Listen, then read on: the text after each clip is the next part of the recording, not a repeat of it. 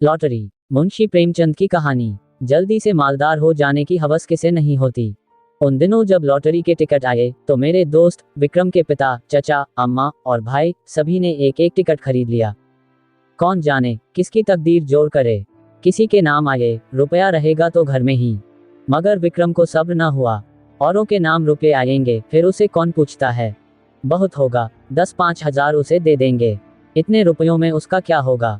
उसकी जिंदगी में बड़े बड़े मंसूबे थे। पहले तो उसे संपूर्ण जगत की यात्रा करनी थी, एक एक कोने की। पीरू और ब्राजील और टिम्बकटू और होनोलुलु, ये सब उसके प्रोग्राम में थे। वह आंधी की तरह महीने 2 महीने उड़कर लौट आने वालों में न था। वह एक एक स्थान में कई कई दिन ठहरकर वहां के रहन सहन, रीति रिवाज आदि का अध्ययन करना और संसार यात्रा का एक वृहद ग्रंथ लिखना चाहता था। फिर उसे एक बहुत बड़ा पुस्तकालय बनवाना था जिसमें दुनिया भर की उत्तम रचनाएं जमा की जाएं। पुस्तकालय के लिए वह 2 लाख तक खर्च करने को तैयार था। बंगला, कार और फर्नीचर तो मामूली बातें थीं। पिता या चचा के नाम रुपये आए तो 5,000 से ज्यादा का डौल नहीं, अम्मा के नाम आए तो 20,000 मिल जाएंगे। लेकिन भाई साहब के नाम आ गए तो उसके हाथ धोला भी न लगेगा। वह आत्माभिमानी था। घर वालों से खैरात या पुरस्कार के रूप में कुछ लेने की बात उसे अपमान सी लगती थी। कहा करता था, भाई, किसी के सामने हाथ फैलाने से तो किसी गंगे में डूब मरना अच्छा है। जब आदमी अपने लिए संसार में कोई स्थान न निकाल सके तो यहाँ से प्रस्थान कर जाए। वह बहुत बेकरार था। घर में लॉटरी टिकट के लिए उसे कौन रुपए देगा और वह मांगेगा भी तो कैसे। उसने बहुत सोच विचार कर कहा, क्यों न हम तुम साझे में एक टिकट ले लें। तजवीज मुझे भी पसंद आई। मैं उन दिनों स्कूल मास्टर था। 20 रुपये मिलते थे, उसमें बड़ी मुश्किल से गुजर होती थी। 10 रुपये का टिकट खरीदना मेरे लिए सफेद हाथी खरीदना था। हाँ, 1 महीना दूध, घी, जलपान और ऊपर के सारे खर्च तोड़कर 5 रुपये की गुंजाइश निकल सकती थी। फिर भी जी डरता था, कहीं से कोई बलाई रकम मिल जाए तो कुछ हिम्मत बढ़े। विक्रम ने कहा, कहो तो अपनी अंगूठी बेच डालूं। कह दूंगा। उंगली से फिसल पड़ी। अंगूठी 10 रुपये से कम की न थी। उसमें पूरा टिकट आ सकता था। अगर कुछ खर्च किए बिना ही टिकट में आधा साझा हुआ जाता है तो क्या बुरा है। सहसा विक्रम फिर बोला, लेकिन भाई, तुम्हें नकद देने पड़ेंगे। मैं 5 रुपये नकद लिए बगैर साझा न करूंगा। अब मुझे औचित्य का ध्यान आ गया। बोला, नहीं दोस्त, ये बुरी बात है। चोरी खुल जाएगी तो शर्मिंदा होना पड़ेगा और तुम्हारे साथ मुझ पर भी डांट पड़ेगी। आखिर ये तय हुआ कि पुरानी किताबें किसी सेकेंड हैंड किताबों की दुकान पर बेच डाली जाएं और उस रुपये से टिकट लिया जाए। किताबों से ज्यादा बेजरूरत हमारे पास और कोई चीज न थी। हम दोनों साथ ही मैट्रिक पास हुए थे और ये देखकर कि जिन्होंने डिग्रियां ली, अपनी आंखें फोड़ी और घर के रुपए बर्बाद किए, वह भी जूतियां चटका रहे थे, हमने वही हाल कर दिया। मैं स्कूल मास्टर हो गया और विक्रम मटर गश्ती करने लगा। हमारी पुरानी पुस्तकें अब दीमकों के सिवा हमारे किसी काम की न थीं। हमसे जितना चाटते बना चाटा, उनका सत निकाल लिया। अब चूहे चाटे या दीमक, हमें परवाह न थी। आज हम दोनों ने उन्हें कूड़ेखाने से निकाला और झाड़ पोंछ कर एक बड़ा सा गट्ठर बांध। मास्टर था, किसी बुक सेलर की दुकान पर किताब बेचते हुए झेपता था। मुझे सभी पहचानते थे, इसलिए ये खिदमत विक्रम के सुपुर्द हुई और वह आधा घंटे में 10 रुपये का एक नोट लिए उछलता कूदता पहुंचा। मैंने उसे इतना प्रसन्न कभी न देखा था। किताबें 40 रुपये से कम की न थी, पर ये 10 रुपये उस वक्त हमें जैसे पड़े हुए मिले। अब टिकट में आधा साझा होगा, 10 लाख की रकम मिलेगी। 5 लाख मेरे हिस्से में आएंगे, 5 विक्रम के। हम अपने इसी में मगन थे।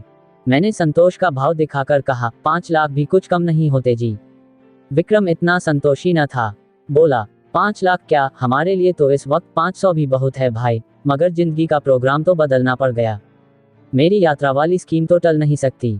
हाँ, पुस्तकालय गायब हो गया। मैंने आपत्ति की, आखिर यात्रा में तुम 2 लाख से ज्यादा तो ना खर्च करोगे। जी नहीं, उसका बजट है 3.5 लाख का। 7 वर्ष का प्रोग्राम है। 50,000 रुपये साल ही तो हुए। 4,000 महीना कहो। मैं समझता हूँ 2,000 में तुम बड़े आराम से रह सकते हो। विक्रम ने गर्म होकर कहा, मैं शान से रहना चाहता हूँ, भिखारियों की तरह नहीं। 2,000 में भी तुम शान से रह सकते हो। जब तक आप अपने हिस्से में से 2 लाख मुझे न दे देंगे, पुस्तकालय न बन सकेगा। कोई जरूरी नहीं कि तुम्हारा पुस्तकालय शहर में बेजोड़ हो। मैं तो बेजोड़ ही बनवाऊंगा। इसका तुम्हें अख्तियार है, लेकिन मेरे रुपये में से तुम्हें कुछ न मिल सकेगा। मेरी जरूरतें देखो, तुम्हारे घर में काफी जायदाद है। तुम्हारे सिर कोई बोझ नहीं, मेरे सिर तो सारी गृहस्थी का बोझ है। 2 बहनों का विवाह है, 2 भाइयों की शिक्षा है, नया मकान बनवाना है। मैंने तो निश्चय कर लिया है कि सब रुपये सीधे बैंक में जमा कर दूंगा। उनके सूद से काम चलाऊंगा। कुछ ऐसी शर्तें लगा दूंगा कि मेरे बाद भी कोई इस रकम में हाथ न लगा सके। विक्रम ने सहानुभूति के भाव से कहा, हाँ, ऐसी दशा में तुमसे कुछ मांगना अन्याय है। खैर, मैं ही तकलीफ उठा लूंगा, लेकिन बैंक के सूद की दर तो बहुत गिर गई है। हमने कई बैंकों में सूद की दर देखी, अस्थायी कोष की भी, सेविंग बैंक की भी। बेशक दर बहुत कम थी, 2-2.5 रुपये सैकड़े ब्याज पर जमा करना व्यर्थ है। क्यों न लेन देन का कारोबार शुरू किया जाए। विक्रम भी अभी यात्रा पर न जाएगा। दोनों के साझे में कोठी चलेगी। जब कुछ धन जमा हो जाएगा तब वह यात्रा करेगा। लेन देन में सूद भी अच्छा मिलेगा और अपना रोब दाब भी रहेगा। हाँ, जब तक अच्छी जमानत न हो किसी को रुपया न देना चाहिए, चाहे असामी कितना ही मातबर क्यों न हो। और जमानत पर रुपये दे ही क्यों, जायदाद रेहन लिखा कर रुपये देंगे, फिर तो कोई खटका न रहेगा। यह मंजिल भी तय हुई। अब ये प्रश्न उठा कि टिकट पर किसका नाम रहे। विक्रम ने अपना नाम रखने के लिए बड़ा आग्रह किया। अगर उसका नाम न रहा तो वह टिकट ही न लेगा। मैंने कोई उपाय न देखकर मंजूर कर लिया और बिना किसी लिखा पढ़ी के, जिससे आगे चलकर मुझे बड़ी परेशानी हुई। एक एक करके इंतजार के दिन काटने लगे। भोर होते ही हमारी आंखें कैलेंडर पर जाती। मेरा मकान विक्रम के मकान से मिला हुआ था। स्कूल जाने के पहले और स्कूल से आने के बाद हम दोनों साथ बैठकर अपने अपने मंसूबे बांध करते और इस तरह साया साया की कोई सुन न ले। हम अपने टिकट खरीदने का रहस्य छिपाए रखना चाहते थे। ये रहस्य जब सत्य का रूप धारण कर लेगा उस वक्त लोगों को कितना विस्मय होगा। उस दृश्य का नाटकीय आनंद हम नहीं छोड़ना चाहते थे। एक दिन बातों बातों में विवाह का जिक्र आ गया। विक्रम ने दार्शनिक गंभीरता से कहा, भाई, शादी वादी का जंजाल तो मैं नहीं पालना चाहता। व्यर्थ की चिंता और हाय हाय, पत्नी की नाज बर्दारी में ही बहुत से रुपए उड़ जाएंगे। मैंने इसका विरोध किया। हाँ, ये तो ठीक है, लेकिन जब तक जीवन के सुख दुख का कोई साथी न हो, जीवन का आनंद ही क्या। मैं तो विवाहित जीवन से इतना विरक्त नहीं हूँ। हाँ, साथी ऐसा चाहता हूँ जो अंत तक साथ रहे, और ऐसा साथी पत्नी के सिवा दूसरा नहीं हो सकता। विक्रम जरूरत से ज्यादा तुनुक मिजाजी से बोला, खैर, अपना अपना दृष्टिकोण है। आपको बीवी मुबारक और कुत्तों की तरह उसके पीछे पीछे चलना तथा बच्चों को संसार की सबसे बड़ी विभूति और ईश्वर की सबसे बड़ी दया समझना मुबारक। बंदा तो आजाद रहेगा, अपने मजे से चाहा और जब चाहा उड़ गए और जब चाहा घर आ गए। यह नहीं कि हर वक्त एक चौकीदार आपके सिर पर सवार हो। जरा सी देर हुई घर आने में और फौरन जवाब तलब हुआ, कहाँ थे अब तक। आप कहीं बाहर निकले और फौरन सवाल हुआ, कहाँ जाते हो। और जो कहीं दुर्भाग्य से पत्नी जी भी साथ हो गईं, तब तो डूब मरने के सिवा आपके लिए कोई मार्ग ही नहीं रह जाता। ना भैया, मुझे आपसे जरा भी सहानुभूति नहीं। बच्चे को जरा सा जुकाम हुआ और आप बेतहाशा दौड़े चले जा रहे हैं होम्योपैथिक डॉक्टर के पास। जरा उम्र खिसकी और लौंडे मनाने लगे कि कब आप प्रस्थान करें और वह गुलछर्रे उड़ाएं। मौका मिला तो आपको जहर खिला दिया और मशहूर किया कि आपको कालरा हो गया था। मैं इस जंजाल में नहीं पड़ता। उद्धरण। कुंती आ गई। वह विक्रम की छोटी बहन थी, कोई 11 साल की। छठे में पढ़ती थी और बराबर फेल होती थी। बड़ी चिबिल्ली, बड़ी शौक। इतने धमाके से द्वार खोला कि हम दोनों चौंक कर उठ खड़े हुए। विक्रम ने बिगड़ कर कहा, तू बड़ी शैतान है कुंती, किसने तुझे बुलाया यहाँ। कुंती ने खुफिया पुलिस की तरह कमरे में नजर दौड़ाकर कहा, तुम लोग हरदम यहाँ किवाड़ बंद किए बैठे क्या बातें किया करते हो। जब देखो यहीं बैठे हो, न कहीं घूमने जाते हो, न तमाशा देखने, कोई जादू मंत्र जगाते होंगे। विक्रम ने उसकी गर्दन पकड़कर हिलाते हुए कहा, हाँ, एक मंत्र जगा रहे हैं, जिसमें तुझे ऐसा दूल्हा मिले जो रोज गिनकर 5000 हंटर जमाए सड़ासड़। कुंती उसकी पीठ पर बैठकर बोली, मैं ऐसे दूल्हे से ब्याह करूंगी जो मेरे सामने खड़ा पूंछ हिलाता रहेगा। मैं मिठाई के दोने फेंक दूंगी और वह चाटेगा। जरा भी छी चपड़ करेगा तो कान गर्म कर दूंगी। अम्मा को लॉटरी के रुपए मिलेंगे तो 50,000 मुझे दे दें, बस चैन करूंगी। मैं दोनों वक्त ठाकुर जी से अम्मा के लिए प्रार्थना करती हूँ। अम्मा कहती हैं, कुंवारी लड़कियों की दुआ कभी निष्फल नहीं होती। मेरा मन तो कहता है अम्मा को जरूर रुपए मिलेंगे। मुझे याद आया, एक बार मैं अपने ननिहाल देहात में गया था तो सूखा पड़ा हुआ था। भादों का महीना आ गया था, मगर पानी की बूंद नहीं। सब लोगों ने चंदा करके गांव की सब कुंवारी लड़कियों की दावत की थी और उसके तीसरे ही दिन मूसलाधार वर्षा हुई थी। अवश्य ही कुंवारियों की दुआ में असर होता है। मैंने विक्रम को अर्थपूर्ण आंखों से देखा, विक्रम ने मुझे। आंखों ही में हमने सलाह कर ली और निश्चय भी कर लिया। विक्रम ने कुंती से कहा, अच्छा, तुझसे एक बात कहें, किसी से कहोगी तो नहीं। नहीं, तू तो बड़ी अच्छी लड़की है, किसी से न कहेगी। मैं अब की तुझे खूब पढ़ाऊंगा और पास करा दूंगा। बात यह है कि हम दोनों ने भी लॉटरी का टिकट लिया है। हम लोगों के लिए भी ईश्वर से प्रार्थना किया कर, अगर हमें रुपए मिले तो तेरे लिए अच्छे अच्छे गहने बनवा देंगे। सच। कुंती को विश्वास न आया। हमने कस्में खाई। वह नखरे करने लगी। जब हमने उसे सिर से पांव तक सोने और हीरे से मर देने की प्रतिज्ञा की, तब वह हमारे लिए दुआ करने पर राजी हुई। लेकिन उसके पेट में मनो मिठाई पच सकती थी, वह जरा सी बात ना पची। सीधे अंदर भागी और एक क्षण में सारे घर में वह खबर फैल गई। अब जिसे देखिए विक्रम को डांट रहा है, अम्मा भी, चचा भी, पिता भी, केवल विक्रम की शुभकामना से या और किसी भाव से, कौन जाने बैठे बैठे तुम्हें हिमाकत ही सूझती है। रुपये लेकर पानी में फेंक दिए। घर में इतने आदमियों ने तो टिकट लिया ही था, तुम्हें लेने की क्या जरूरत थी? क्या तुम्हें उसमें से कुछ न मिलते? और तुम भी मास्टर साहब बिल्कुल घोंघा हो। लड़के को अच्छी बातें क्या सिखाओगे, उसे और चौपट किए डालते हो। विक्रम तो लाडला बेटा था, उसे और क्या कहते। कहीं रूठकर 1-2 जून खाना ना खाए तो आफत ही आ जाए। मुझ पर सारा गुस्सा उतरा। इसकी सोहबत में लड़का बिगड़ा जाता है। पर उपदेश कुशल बहुतेरे वाली कहावत मेरी आंखों के सामने थी। मुझे अपने बचपन की एक घटना याद आई। होली का दिन था। शराब की एक बोतल मंगवाई गई थी। मेरे मामू साहब उन दिनों आए हुए थे। मैंने चुपके से कोठरी में जाकर गिलास में एक घूंट शराब डाली और पी गया।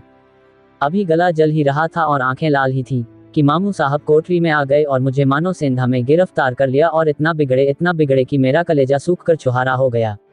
अम्मा ने भी डांटा, पिताजी ने भी डांटा। मुझे आंसुओं से उनकी क्रोधाग्नि शांत करनी पड़ी और दोपहर ही को मामू साहब नशे में पागल होकर गाने लगे।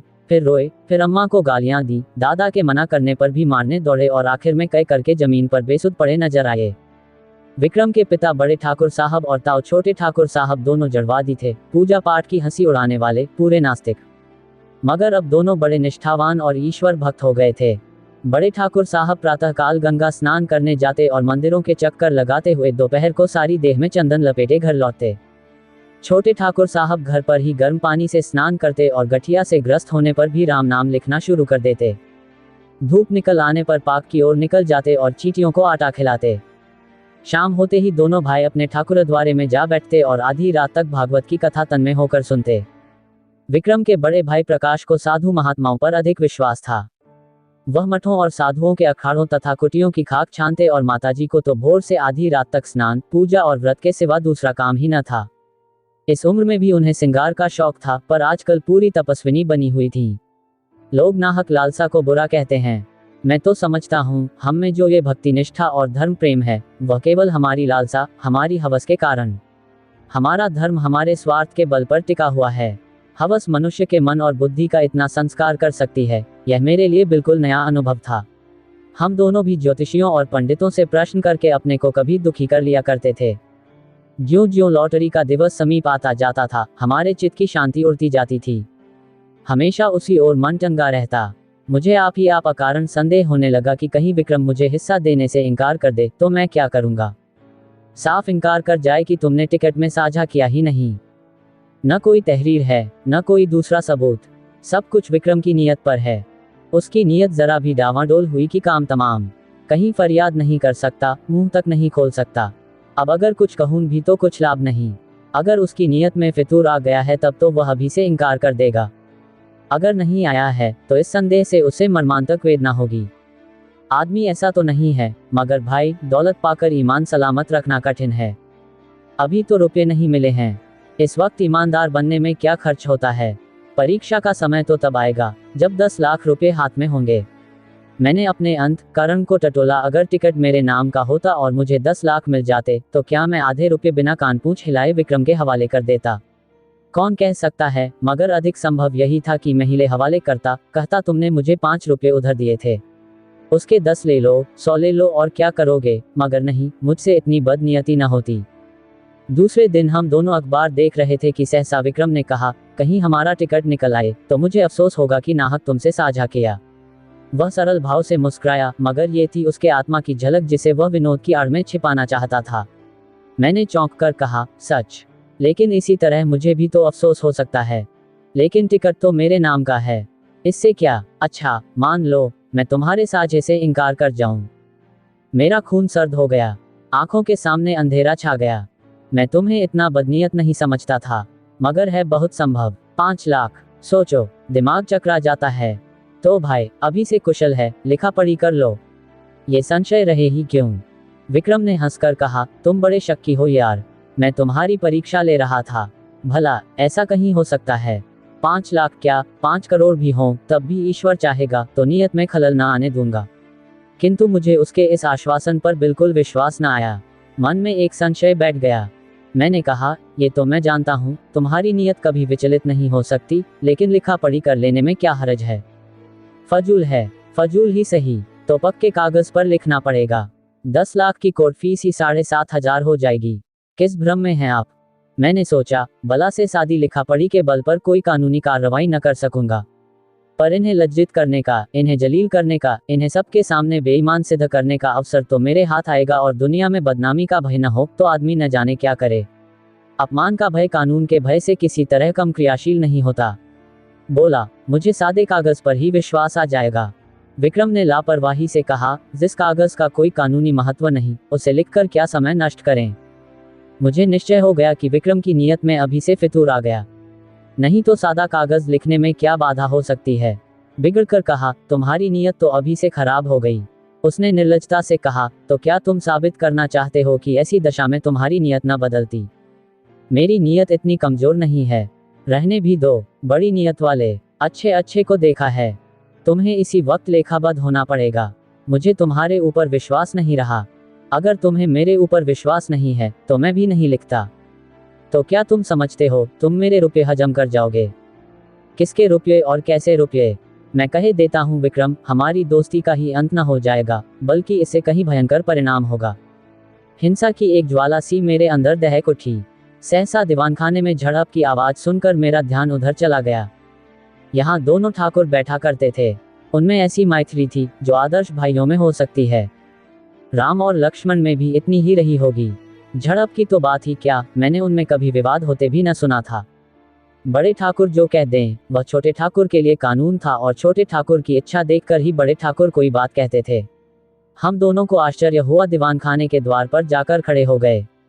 दोनों भाई अपनी अपनी कुर्सियों से उठकर खड़े हो गए थे। एक एक कदम आगे भी बढ़ आए थे। आंखें लाल, मुख विकृत, त्योरियां चढ़ी हुई, मुठियां बंधी हुई।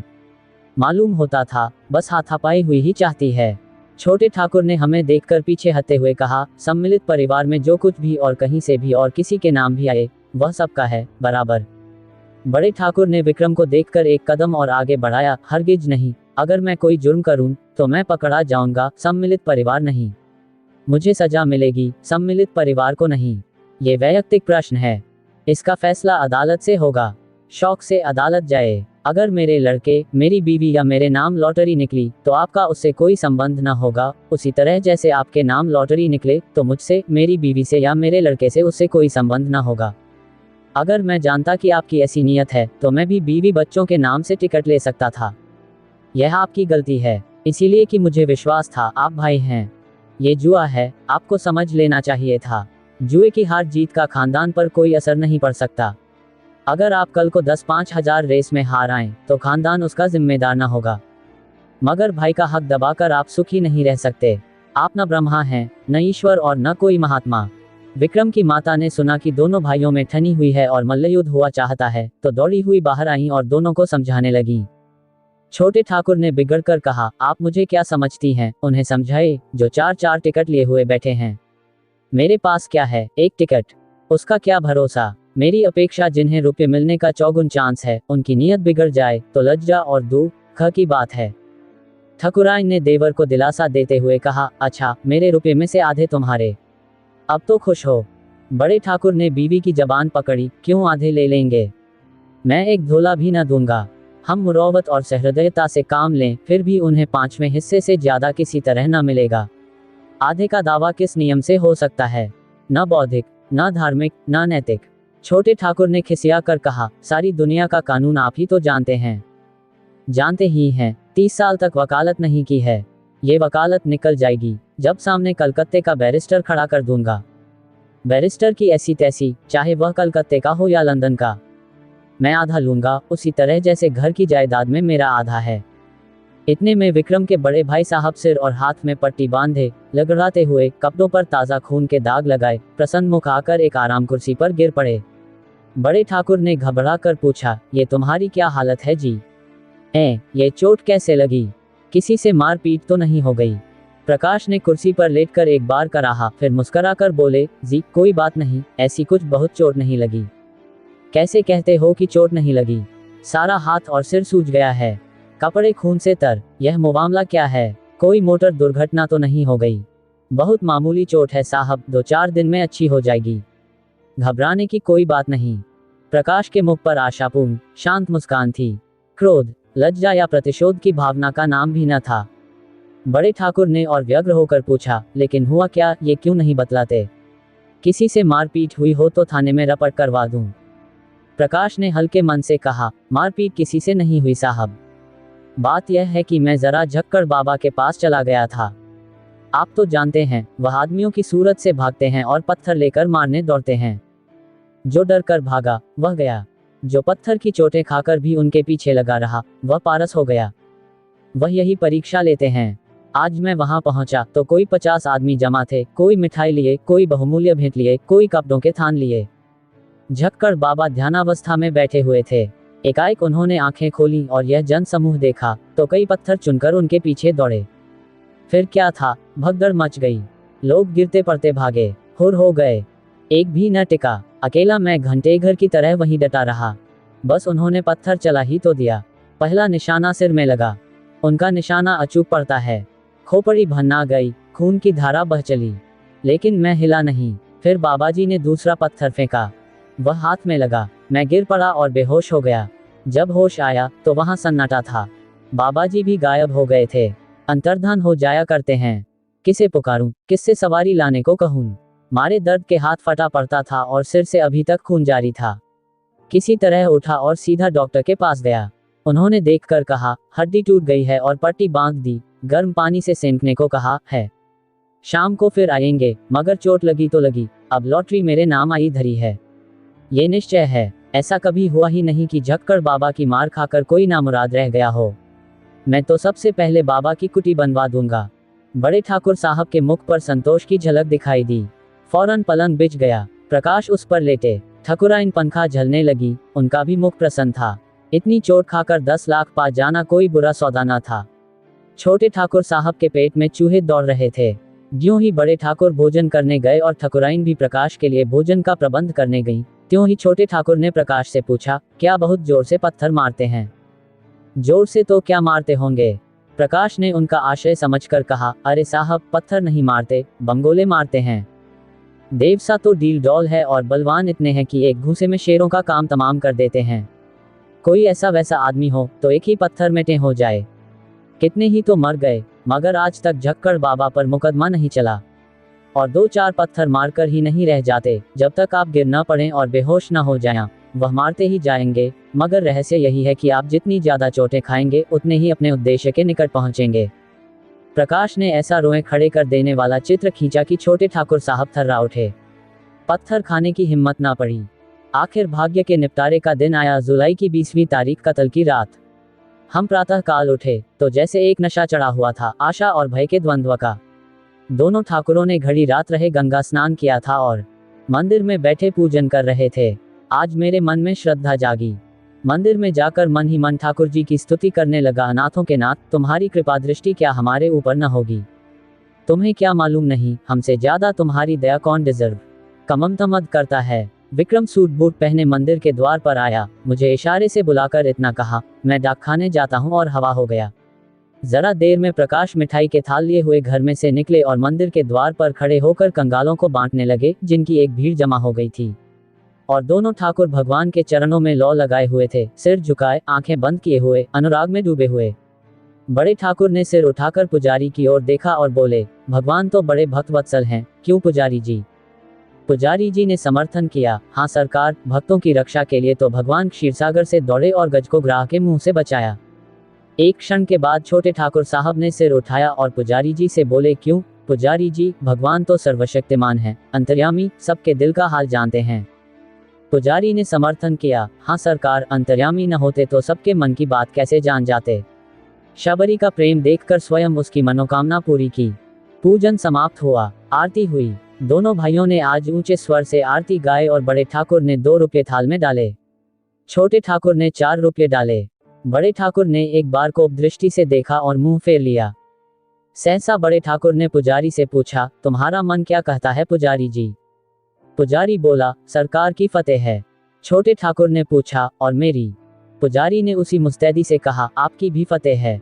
बड़े ठाकुर श्रद्धा से डूबे भजन गाते हुए मंदिर से निकले। प्रभु जी, मैं तो आयो शरण तिहारे। हाँ प्रभु जी। 1 मिनट में छोटे ठाकुर साहब भी मंदिर से गाते हुए निकले। अब पत राखो मोरे दयानिधन तोरी गति लखी ना परे। मैं भी पीछे निकला और जाकर मिठाई बांटने में प्रकाश बाबू की मदद करना चाहा। उन्होंने थाल हटाकर कहा, आप रहने दीजिए, मैं अभी बांटे डालता हूँ। अब रह ही कितनी गई है। मैं खिसियाकर डाकखाने की तरफ चला कि विक्रम मुस्कुराता हुआ साइकिल पर आ पहुंचा। उसे देखते ही सभी जैसे पागल हो गए। दोनों ठाकुर सामने ही खड़े थे, दोनों बाज की तरह झपटे। प्रकाश के थाल में थोड़ी सी मिठाई बच रही थी। उसने थाल जमीन पर पटका और दौड़ा, और मैंने तो उस उन्माद में विक्रम को गोद में उठा लिया, मगर कोई उससे कुछ पूछता नहीं। सभी जय जयकार की हाँक लगा रहे हैं। बड़े ठाकुर ने आकाश की ओर देखा, बोलो राजा रामचंद्र की जय। छोटे ठाकुर ने छलांग मारी, बोलो हनुमान जी की जय। प्रकाश तालियां बजाता हुआ चीखा, दुहाई झक्कड़ बाबा की। विक्रम ने और जोर से कहा, मारा, और फिर अलग खड़ा होकर बोला, जिसका नाम आया है उससे 1 लाख लूंगा। बोलो, है मंजूर? बड़े ठाकुर ने उसका हाथ पकड़ा, पहले बता तो। ना, यूं नहीं बताता। छोटे ठाकुर बिगड़े, महज बताने के लिए 1 लाख। शाबाश। प्रकाश ने भी त्योरी चढ़ाई, क्या डाकखाना हमने देखा नहीं है? अच्छा, तो अपना अपना नाम सुनने के लिए तैयार हो जाओ। सभी लोग फौजी अटेंशन की दशा में निश्चल खड़े हो गए। होश हवाश ठीक रखना। सभी पूर्ण सचेत हो गए। अच्छा, तो सुनिए कान खोलकर, इस शहर का सफाया है। इस शहर का ही नहीं, संपूर्ण भारत का सफाया है। अमेरिका के एक हबशी का नाम आ गया। बड़े ठाकुर झल्लाए, झूठ झूठ, बिल्कुल झूठ। छोटे ठाकुर ने पैंतरा बदला, कभी नहीं। 3 महीने की तपस्या यूं ही रही। वाह। प्रकाश ने छाती ठोंक कर कहा, यहाँ सिर मुड़वाए और हाथ तुड़वाए बैठे हैं, दिल लगी है। इतने में और 50 आदमी उधर से रोनी सूरत लिए निकले। ये बेचारे भी डाकखाने से अपनी किस्मत को रोते चले आ रहे थे। मार ले गया अमेरिका का हबशी, अभागा, पिशाच, दुष्ट। अब कैसे किसी को विश्वास न आता। बड़े ठाकुर झल्लाए हुए मंदिर में गए और पुजारी को डिसमिस कर दिया, इसीलिए तुम्हें इतने दिनों से पाल रखा है। हराम का माल खाते हो और चैन करते हो। छोटे ठाकुर साहब की तो जैसे कमर टूट गई। 2-3 बार सिर पीटा और वहीं बैठ गए, मगर प्रकाश के क्रोध का पारावार न था। उसने अपना मोटा सोटा लिया और झक्कड़ बाबा की मरम्मत करने चला। माताजी ने केवल इतना कहा, सभी ने बेईमानी की है, मैं कभी मानने की नहीं। हमारे देवता क्या करें, किसी के हाथ से थोड़े ही छीन लाएंगे। रात को किसी ने खाना नहीं खाया। मैं भी उदास बैठा हुआ था कि विक्रम आकर बोला, चलो होटल से कुछ खाएं। घर में तो चूल्हा नहीं जला। मैंने पूछा, तुम डाकखाने से आए तो बहुत प्रसन्न क्यों थे? उसने कहा, जब मैंने डाकखाने के सामने हजारों की भीड़ देखी तो मुझे अपने लोगों के गधेपन पर हंसी आई। एक शहर में जब इतने आदमी हैं तो सारे हिंदुस्तान में इसके 1000 गुने से कम ना होंगे, और दुनिया में तो लाख गुने से भी ज्यादा हो जाएंगे। मैंने आशा का जो एक पर्वत सा खड़ा कर रखा था, वह जैसे एक बारगी इतना छोटा हुआ कि राई बन गया, और मुझे हंसी आई। जैसे कोई दानी पुरुष छटाक भर अन्न हाथ में लेकर 1 लाख आदमियों को नेवता दे बैठे, और यहाँ हमारे घर का एक एक आदमी समझ रहा है कि। मैं भी हंसा। हाँ, बात तो यथार्थ में यही है, और हम दोनों लिखा पढ़ी के लिए लड़े मरते थे। मगर सच बताना, तुम्हारी नीयत खराब हुई थी कि नहीं? विक्रम मुस्कुराकर बोला, अब क्या करोगे पूछकर? पर्दा ढंका रहने दो।